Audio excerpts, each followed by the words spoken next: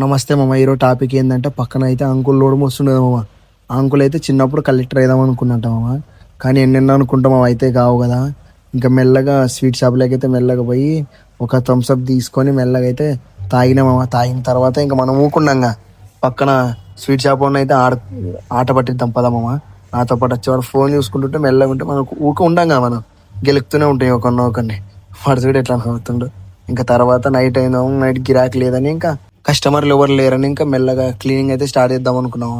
మెల్ల క్లీనింగ్ కావాల్సిన సామాన్లు తీసుకొని దాన్ని స్టార్ట్ చేసినాము. ఇంకా మెల్ల క్లోజింగ్ టైం అవ్వగానే పక్క నుంచి ఏమో సౌండ్స్ వస్తున్నాయి డ్యాన్స్ చేస్తే అట్లా.